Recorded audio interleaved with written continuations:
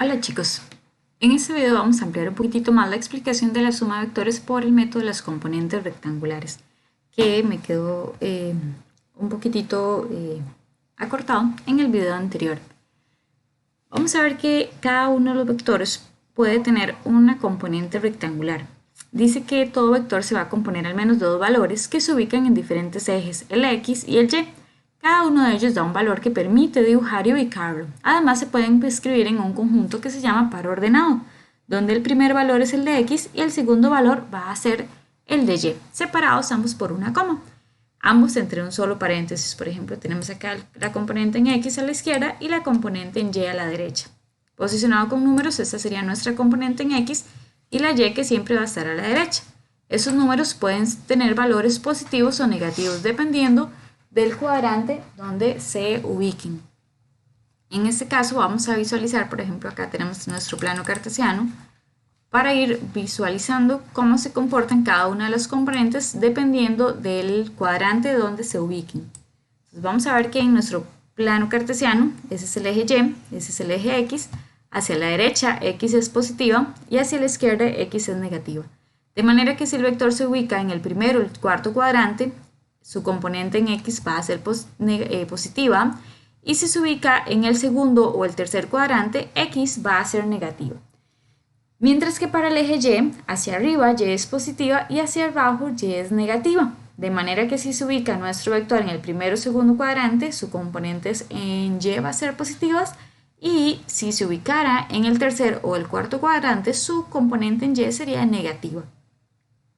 Vamos a ver que las componentes rectangulares yo las puedo averiguar por dos métodos diferentes. Una, si me dieran el par ordenado, entonces en ese caso, para determinar la magnitud, yo voy a hacer la sumatoria con Pitágoras de ambas componentes al cuadrado. Tenemos, por ejemplo, acá nos dicen que la componente en X es de 4 metros y la componente en Y es de 3 metros. Entonces simplemente aplicamos la fórmula para determinar la magnitud y aquí nos haciendo esta sumatoria al cuadrado nos dan el valor de la magnitud.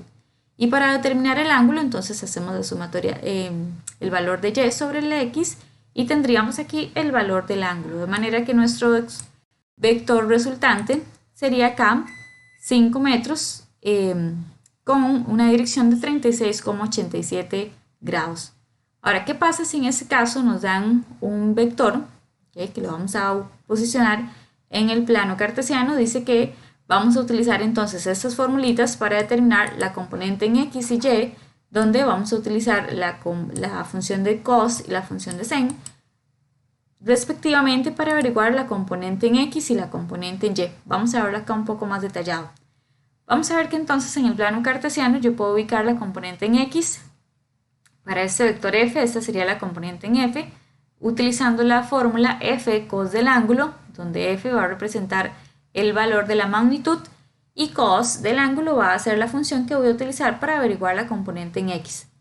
En su componente en Y voy a utilizar de igual forma la magnitud del ángulo, en este caso por sen del ángulo que nos están dando, y con eso obtendríamos su componente en Y. Vean que al graficar estas componentes vamos a obtener justamente un rectángulo. Dice, por lo tanto, podemos establecer entonces que en este caso de ahí arriba el vector A tiene una componente en el eje X y otra componente en el eje Y.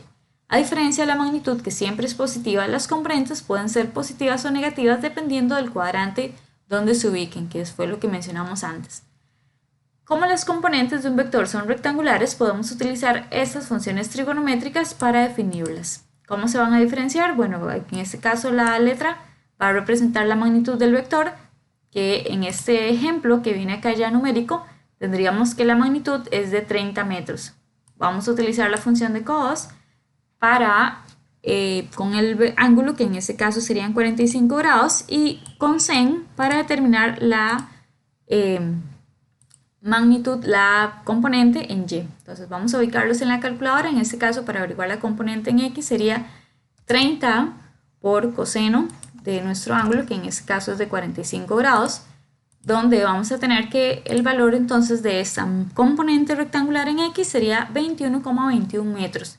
Y para determinar la componente en y, vamos a utilizar la función trigonométrica de seno, donde vamos a ver que justo por ser un ángulo de 45 grados, ambas componentes van a tener el mismo valor. Y listo, esa sería la forma entonces en la que calculamos la componente en X y la componente en Y de un vector. ¿Cómo hacemos una sumatoria de vectores por el método de las componentes rectangulares? Bien, vamos a seguir los 4 siguientes pasos. Número 1, vamos a hacer la operación que hicimos aquí atrás. Vamos a determinar las componentes en X y en Y de cada uno de los vectores que me están dando en el ejercicio. Recordando que en este caso la letrita A en esta fórmula me representa la magnitud del vector y ese símbolo me representa el ángulo que tiene ese vector. Recordando que usamos cos para la componente en X y aquí sería sin para la componente en Y. Vamos a ver que como paso número 2 vamos a tener que se ordenan los datos obtenidos y se suman la columna de los resultados en X y en Y.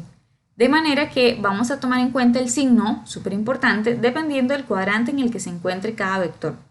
Paso número 3, vamos a aplicar el teorema de Pitágoras para determinar la magnitud de nuestro vector resultante, que es el desplazamiento.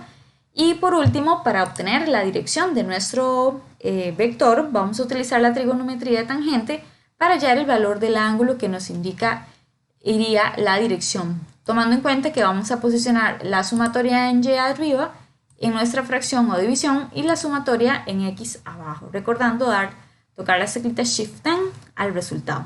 Veámoslo en un ejemplo resuelto. Bien, vamos a ver que el paso número 1 dice sume los siguientes vectores concurrentes por el método de las componentes rectangulares. Allí el vector resultante, que sería nuestro desplazamiento con su magnitud y dirección. Entonces, paso número 1, eso es lo que nos están dando como ejercicio a resolver.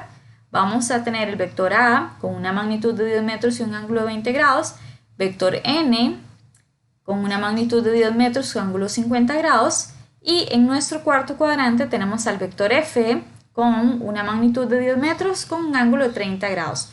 ¿Qué vamos a hacer para cada uno de ellos? Calcular su respectiva componente en X y componente en Y, con las formulitas que acabamos de visualizar. Entonces acá los tenemos. Vamos a repasar entonces el vector A. Tenemos una magnitud de 10 metros por cos del ángulo, que sería 20 grados. Posicionándolo en la calculadora, vean cómo, por ejemplo, tenemos acá 10 por cos del ángulo, que son 20 grados. Ven que en este caso el resultado nos da positivo 9,39. ¿Y por qué acá aparece negativo? Porque recordemos que hacia la izquierda las componentes en X van a ser negativas. Entonces, aunque la calculadora nos haya dado positivo, yo debo recordar que debo posicionar acá un signo de menos, ¿de acuerdo? En este caso Y va a ser positivo porque está hacia arriba. Igual en este caso nos quedaría que sería 10, en este caso por la función trigonométrica de seno, con un ángulo de 20 grados. Tenemos acá entonces la magnitud de 3,42 metros. Y así vamos a ir haciendo sucesivamente con las componentes en X y en Y de cada uno de nuestros vectores. La componente en X y Y del vector N, la componente en X y Y de nuestro vector F. Recordando que, por ejemplo, en F, Y va a ser negativa porque está hacia abajo. Paso número 2. Una vez que ya obtuvimos las componentes en X y en Y para cada uno de nuestros vectores, vamos a posicionarlos acá en una tablita de forma ordenada. ¿Qué quiere decir eso? Que bueno, vamos a colocar en una columna las componentes en X, sus resultados, y en otra las componentes en Y. Recordando el signo, ¿verdad? Entonces vamos a hacer esas sumatorias. En este caso, las sumatorias en X sería menos, recordar ahí el signo, ¿verdad? 9,39 más 6,42 más 8,66. Entonces, aquí obtenemos el valor que sería 5,69 metros, por las unidades de medida. Y las sumatorias en Y, que sería 3,42 más 7,66 menos 5, ¿verdad? En este caso obtendríamos un resultado de 6,08 metros. Penúltimo paso, una vez con esos resultados vamos a determinar, recordemos que acá en este caso en el dibujito se nos forma un triángulo rectángulo cuando trazamos los catetos, que en este caso serían las componentes en X y en Y. Para determinar esta magnitud yo puedo aplicar el teorema de Pitágoras. Entonces vamos a recordar que siempre para la magnitud vamos a aplicar Pitágoras, que sería esas dos sumatorias al cuadrado. Vamos a colocarlo en la calculadora. En este caso sería la sumatoria en X, lo metemos aquí en raíz. Si quieren pueden utilizar paréntesis para separar cada uno de los resultados de esa sumatoria. 5,69 más 6,08, ambas al cuadrado. Y aquí tenemos entonces la magnitud, que serían 8,32 metros. Y recordar que nuestro vector además necesita una dirección. ¿Y cómo determinamos la dirección? Último paso, para calcular la dirección vamos a dividir la sumatoria en Y sobre la sumatoria en X. Entonces en este caso pueden hacerlo acá sencillo, 6,08 sobre la sumatoria en X, que nos dio 5,69. Y recordar tocar las teclitas o los comandos Shift Down para obtener ya nuestro vector, nuestro ángulo, que sería 46,89, que recordemos que como la respuesta de esta sumatoria debe ser un vector, debemos posicionar la magnitud y la dirección, que serían los resultados que obtuvimos en esos dos últimos procedimientos. Y esa sería entonces la forma en la que calculamos los desplazamientos o vectores resultantes por el método de la suma de vectores con las componentes rectangulares.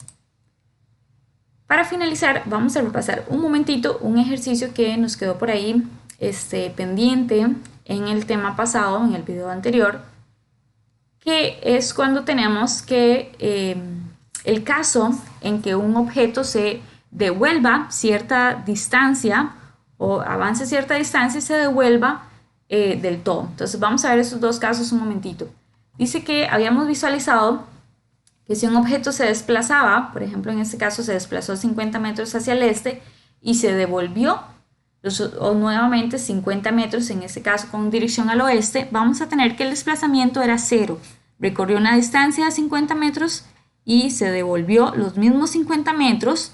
Entonces el desplazamiento, cuya definición es el punto de inicio, una línea recta que se traza desde el punto de inicio hasta el punto final, pues quedó en el mismo lugar, por ende tenemos un desplazamiento de cero.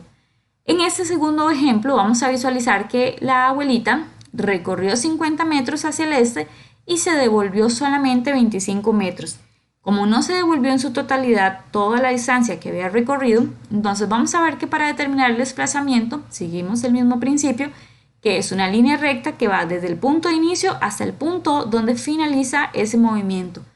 ¿Cuánto mediría entonces ese desplazamiento? Bueno, ¿cuánto mide ese espacio que hay desde 0, acá en este caso recorrió 50 metros y se devolvió 25, le restamos entonces a esos 50, le restamos los 25 metros que se devolvió, que en este caso serían 25 metros.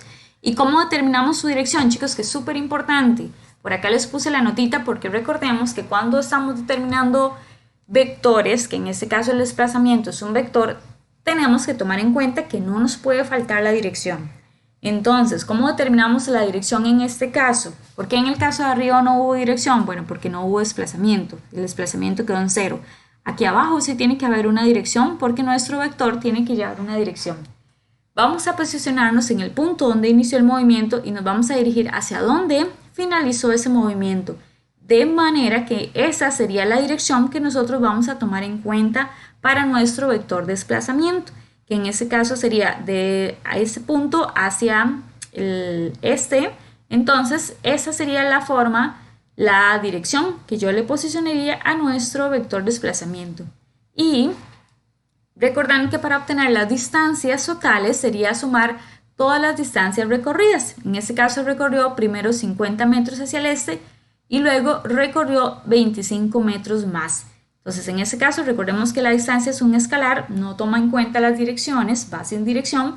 Entonces simplemente sumamos 50 metros que recorrió inicialmente y 25 más que recorrió después, para un total de 75 metros como distancia y un desplazamiento de 25 metros hacia el este.